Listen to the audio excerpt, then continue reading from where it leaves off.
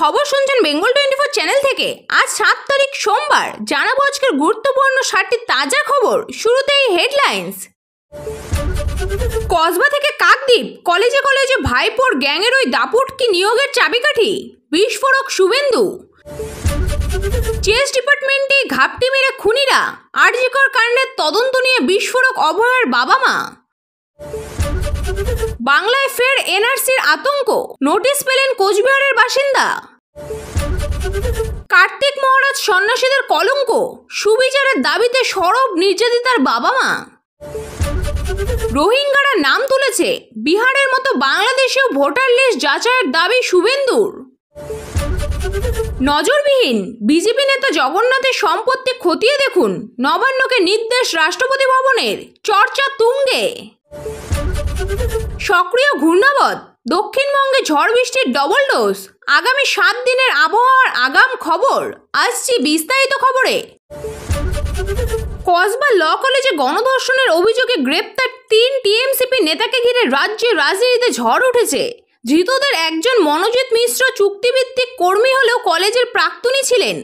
এই ঘটনায় নতুন করে তোলপাড় হয়েছে তৃণমূলের ছাত্র সংগঠন নিয়োগ প্রক্রিয়া এবং ভাইপোর গ্যাংয়ের দাপট নিয়ে। বিরোধী দলনেতা শুভেন্দু অধিকারী অভিযোগ তুলেছেন, এভাবে পুরো শিক্ষাক্ষেত্রটাই নিয়ন্ত্রণ করছে এক রাজনৈতিক গোষ্ঠী। কলেজে কলেজে ছড়িয়ে মনোচিত্রা। শুভেন্দু অধিকারী কসবা কাণ্ডের সূত্র ধরে সরাসরি বলেন, কলেজে কলেজে মনোচিত্রা আছে, এরা চিটিংবাজ ভাইপোর গ্যাং। তার দাবি, নিয়োগ হয় না বিকাশ ভবন থেকে, তালিকা আসে তৃণমূল ভবন এবং ক্যামেক স্ট্রিটের দপ্তর থেকে। তিনি অভিযোগ করেন, কলেজে নিয়োগের রাজনৈতিক অনুগত্যই মুখ্য, যোগ্যতা নয়। এখানেই শেষ নয়। শুভেন্দুর প্রশ্ন, কলেজের অধ্যক্ষরা কেন মুখ খোলেন না? তার ব্যাখ্যা, অনেক জায়গায় ভয়ে আছেন, আবার অনেকের যোগ্যতা নেই ওই পদে বসার। একদিকে রাজনৈতিক চাপ, অন্যদিকে অযোগ্য লোকদের বসানো, এই দুই মিলেই শিক্ষাগণ আজ বিপন্ন বলে মনে করছেন তিনি। সবশেষে শুভেন্দু অধিকারী সাফ কথা, এই ভয়ঙ্কর চক্র বন্ধ করতে হলে মমতা বন্দ্যোপাধ্যায় সরকারকে সরাতেই হবে। কসবা ভিডিও কাণ্ডকে কেন্দ্র করে বিজেপি একে পরিণত করেছে তৃণমূলের ওপর বড় রাজনৈতিক আক্রমণে। আরজিকর মেডিকেল কলেজের ছাত্রীর মৃত্যুর 1 বছর পেরিয়ে গেলেও শান্তি নেই পরিবারের। বিচার চাইতে গিয়ে এখনও তদন্ত নিয়েই বড় প্রশ্ন তুলেছেন নির্যাতিতার বাবা মা। তাদের অভিযোগ, রাজ্য পুলিশ তো বটেই, কেন্দ্রীয় সংস্থা সিবিআইও ঘটনা ধামাচাপা দিচ্ছে। ফাঁকফোকরে ভর্তি চার্জশিট, হেফাজতে না নেওয়া অভিযুক্তরা এবং চেস মেডিসিনের বিভাগে সেই দেওয়াল ভাঙার নেপথ্যে ঘিরে নতুন করে ক্ষোভ ছড়িয়েছে। গত বছর আগস্টে মৃত্যু হলেও এখনও ন্যায়ের মুখ দেখেননি বলে দাবি নির্যাতিতার পরিবারের। তাদের অভিযোগ, সিবিআই তদন্তের নামে শুধু দায় ঝেড়ে ফেলেছে। নির্যাতিতার মা বলেন, ময়নাতদন্তের সময় লেখা থাকলেও সেই সময় ওর সঙ্গে কে ছিল জানা গেল না। কোনো জেরা, কোনো হেফাজত নেই। নির্যাতিতার বাবা আরও এক ধাপ এগিয়ে বলেন, চার্জশিটে বড় বড় নাম থাকলেও তদন্ত কিছুই নেই। আমরা বিচার চেয়েছিলাম, ওরা এক অভিযুক্তকে দোষী সাব্যস্ত করিয়ে দিয়ে দায় সারল। পরিবারের বক্তব্য, তারা বারবার কেন্দ্রীয় নেতৃত্বকে বিষয়টি জানিয়েছেন। প্রধানমন্ত্রী ও স্বরাষ্ট্রমন্ত্রীর দফতরেও চিঠি পাঠিয়েছেন, কিন্তু কোনো সুদুত্তর মেলেনি। এখন শুধু আন্দোলনের ওপরেই ভরসা। 9ই আগস্ট নবান্ন অভিযান, 14ই আগস্ট রাত দখলের ডাক দেওয়া হয়েছে। পাশে থাকার বার্তা দিয়েছেন শুভেন্দু অধিকারীও। ফের বাংলায় এনআরসি আতঙ্ক, অসম সরকারের তরফে পাঠানো নোটিশ পেলেন কোচবিহারের বাসিন্দা। ঘটনাকে কেন্দ্র করে প্রবল শোরগোল এলাকায়। ঘটনার নিন্দায় সরব হয়েছেন উত্তরবঙ্গের উন্নয়ন মন্ত্রী উদয়ন গুহ। কেন নোটিশ পেলেন ভেবেই কুল কিনারা পাচ্ছেন না ওই ব্যক্তি। ঘটনার সূত্রপাত জানুয়ারি মাসে। ওই সময় ডাকযোগে একটি চিঠি পান কোচবিহার জেলার সীমান্তে এলাকার বাসিন্দা উত্তম কুমার ব্রজবাসী। প্রথমে তিনি বিষয়টি বুঝতে পারেননি, পরবর্তীতে জানতে পারেন ওই চিঠি এনআরসির নোটিশ, যা পাঠানো হয়েছে গুয়াহাটি থেকে। এরপরই প্রশাসনের দ্বারস্থ হন তিনি।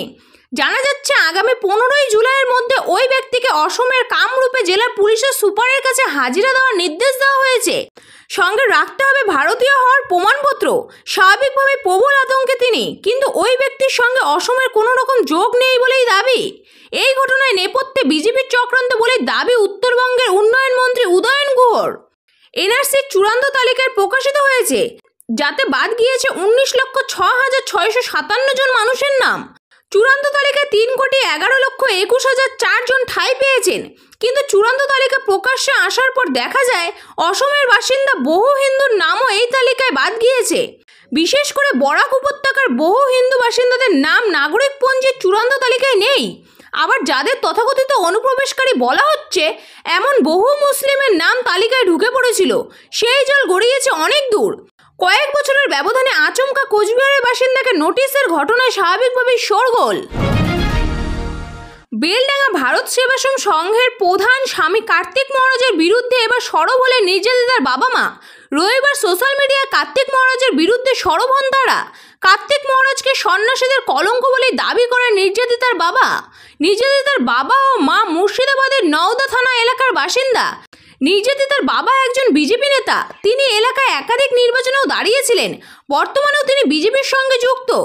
নির্যাতিতার বাবা মায়ের দাবি, কার্তিক মহারাজের সঙ্গে দীর্ঘ 14-15 বছর আগে তাদের আলাপ। সেই সময় থেকে কার্তিক মহারাজ তাদের বাড়িতে আসা যাওয়া করতেন। সেই সূত্রে তার মেয়ের সঙ্গে আলাপ কার্তিক মহারাজের। আর সেই সুযোগ কাজে লাগিয়ে কার্তিক মহারাজ মেয়ের উপর শারীরিক নির্যাতন করে বলে অভিযোগ। মেয়ের প্রতি ঘন্টা অবিচারের বিচার চান নির্যাতিতার বাবা মা। কার্তিক মহারাজকে রাখা হলে বিজেপির ক্ষতি হবে বলেও দাবি করেন নির্যাতিতার বাবা মা। তাদের দাবি, কার্তিক মহারাজ সন্ন্যাসীদের কলঙ্ক। উল্লেখ্য, সম্প্রতি কার্তিক মহারাজের বিরুদ্ধে বিস্ফোরক অভিযোগ করেন এক মহিলা। তার অভিযোগ, 2013 সালে কাজ পাইয়ে দেওয়ার প্রতিশ্রুতি দিয়ে কার্তিক মহারাজকে তাকে মুর্শিদাবাদের চাণক্য এলাকায় এক আশ্রমে এক প্রাইমারি স্কুলে নিয়ে যান। সেখানে তাকে শিক্ষিকার পদে নিয়োগ করা হয়। স্কুলে থাকার জন্য তাকে একটি ঘরও দেওয়া হয়। অভিযোগ, এক রাতে নাকি আচমকাই মহারাজ এসে তাকে শারীরিক সম্পর্কের প্রস্তাব দেন। বাধ্য হয়ে তা মেনে নেন বলেও জানান অভিযোগকারিনী। এরপরে দিনের পর দিন মহিলার উপর শারীরিক অত্যাচার চালানো হয় বলে অভিযোগ। পরবর্তীতে নবগ্রাম থানায় কার্তিক মহারাজের বিরুদ্ধে লিখিত অভিযোগ করেন মহিলা। বিহারের পর বাংলায় হোক, দাবি শুভেন্দু অধিকারীর। বিহারে বিধানসভা ভোটের আগে নির্বাচন কমিশনারের ভোটার লিস্ট পুনর্মূল্যায়নের সিদ্ধান্তকে স্বাগত জানালেন বিরোধী দলনেতা। তার দাবি, যেভাবে বিহারে ভোটার লিস্ট খতিয়ে দেখতে হচ্ছে, ঠিক সেভাবে পশ্চিমবঙ্গেও তা করা হোক। বিজেপি বিধায়ক বলেন, খুব ভালো পদক্ষেপ, এতে স্বচ্ছতা বাড়বে। যারা অবৈধ উপায়ে ভোটার তালিকায় নাম তুলেছেন তাদের চিহ্নিত করা উচিত। যারা জাল আধার কার্ড এবং অন্যান্য পরিচয়পত্র দেখিয়ে নাম তুলেছেন তাদের নাম বাতিল করা দরকার। বাংলায় রোহিঙ্গারা ভোটার তালিকায় নাম তুলেছে। অভিযোগ, শুভেন্দুর এর আগেও বাংলায় ভোটার তালিকায় বাংলাদেশি অনুপ্রবেশকারীদের নাম ওঠা নিয়ে সরব হয়েছিলেন শুভেন্দু। এদিন ফের সেই দাবি করেন। বলেন, বাংলাতেও স্পেশাল ইন্টেন্সিভ রিভিশন হওয়া উচিত। বহু রোহিঙ্গা ভুয়ো আধার কার্ড ও বার্থ সার্টিফিকেটের মাধ্যমে ভোটার তালিকায় নাম তুলেছেন, তাদের শনাক্ত করা দরকার। এই ইস্যুতে কমিশনারের বিরুদ্ধে ক্ষোভ উগড়ে দিয়েছেন মুখ্যমন্ত্রী মমতা বন্দ্যোপাধ্যায়। তার অভিযোগ, কমিশন 1987 সালের জুলাই থেকে 2004 ডিসেম্বরের মধ্যে জন্মানো ভোটারদের নাগরিকত্বের প্রমাণপত্র চেয়ে চিঠি পাঠাচ্ছে। অভিভাবকদের জন্ম শংসাপত্র পর্যন্ত জমা দিতে বলা হচ্ছে। রাজ্যে বিজেপির সাধারণ সম্পাদক পদে রয়েছেন জগন্নাথ চট্টোপাধ্যায়। তার বিরুদ্ধে এবার দুর্নীতির অভিযোগ সরগরম রাজ্যের রাজনীতি। সূত্রের খবর, জগন্নাথ চট্টোপাধ্যায়ের বিরুদ্ধে অভিযোগের প্রেক্ষিতে রাজ্য সরকারের মুখ্য সচিব যেন বিষয়টি খতিয়ে দেখে উপযুক্ত ব্যবস্থা নেন, সেই বিষয়ে নবান্নকে চিঠি পাঠিয়েছেন রাষ্ট্রপতি ভবনের সচিবালয়। যা নিয়ে তুঙ্গে চর্চা। জানা যাচ্ছে, জগন্নাথ চট্টোপাধ্যায়ের বিরুদ্ধে বেআইনি লেনদেন, আয় বহির্ভূত সম্পত্তি অর্জন ইত্যাদি সহ একাধিক দুর্নীতির অভিযোগ উল্লেখ করে 2 জুলাই রাষ্ট্রপতি ভবনে আন্ডার সেক্রেটারি গৌতম কুমার নবান্নে একটি চিঠি দিয়েছেন। সূত্রের খবর, অভিযোগপত্রটি পাঠিয়েছেন উদয় সিংহ নামে এক ব্যক্তি। তিনি বিজেপির ওই একজন সদস্য বলে উল্লেখ করেছেন। হাওড়ার বাসিন্দা উদয় গুহা একজন সমাজকর্মী বলেও জানা যাচ্ছে। তিনি বিস্তারিত অভিযোগপত্র পাঠিয়েছেন রাষ্ট্রপতির দপ্তরে। অভিযোগপত্রে কি বলা হয়েছে? অভিযোগপত্র স্পষ্ট বলা হয়েছে, পশ্চিমবঙ্গ বিজেপির সাধারণ সম্পাদক জগন্নাথ চট্টোপাধ্যায় কিছুদিনের মধ্যেই বেআইনিভাবে বিপুল সম্পদ অর্জন করেছে। পরিবারের নামে বিপুল সম্পত্তি কিনেছেন। আরও অভিযোগ, বিজেপির এই নেতা দলের টাকা আত্মসাৎ করার পাশাপাশি তিনি দলীয় গোপন তথ্য তৃণমূলের কাছে বিক্রি করেছেন। নবান্ন যাতে এই সমস্ত অভিযোগের বিরুদ্ধে অনুসন্ধান করে যথাযথ পদক্ষেপ করে, সেই লক্ষ্যে চিঠি দেওয়া হয়েছে। রাজ্যের উপরে অবস্থান করছে সক্রিয় মৌসুমী অক্ষরেখা। গাঙ্গেয় বঙ্গের উপর একটি উচ্চচাপ বলয় দক্ষিণ পশ্চিমে রয়েছে। এর জেরে আগামী 24 ঘন্টায় গাঙ্গেয় বঙ্গের ওপর নিম্নচাপ অঞ্চল তৈরির সম্ভাবনা, যার প্রভাবে টানা ঝড় বৃষ্টির পূর্বাভাস রয়েছে দক্ষিণবঙ্গে। রাজ্যে কোথায় কোথায় দুর্যোগ, আগামী 7 দিনে কেমন থাকবে আবহাওয়া, দেখুন পূর্বাভাস। আবহাওয়া দপ্তর জানাচ্ছে, আগামী 24 ঘন্টায় একটি নিম্নচাপ এলাকা তৈরি হতে পারে। পূর্ব পশ্চিম অক্ষরেখায় এই ঘূর্ণাবর্ত পর্যন্ত বিস্তৃত রয়েছে, যা উত্তর পূর্ব আরব সাগর থেকে গাঙ্গেয় পশ্চিমবঙ্গের ঘূর্ণাবর্ত পর্যন্ত বিস্তৃত। এর জেরে ভারী বৃষ্টির পূর্বাভাস রয়েছে দক্ষিণবঙ্গের জেলাগুলিতেও। আগামী সোমবার পর্যন্ত বৃষ্টি চলবে। রবিবার ভারী থেকে অতি ভারী বৃষ্টির সম্ভাবনা রয়েছে পুরুলিয়া, ঝাড়গ্রাম এবং পশ্চিম মেদিনীপুরে।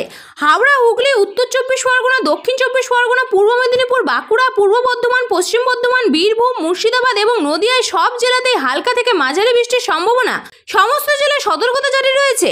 এতক্ষণ খবর শুনছিলেন বেঙ্গল 24 চ্যানেল থেকে। খবর আজকের মতো এই পর্যন্তই।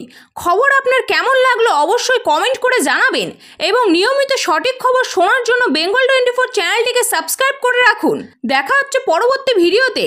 ধন্যবাদ।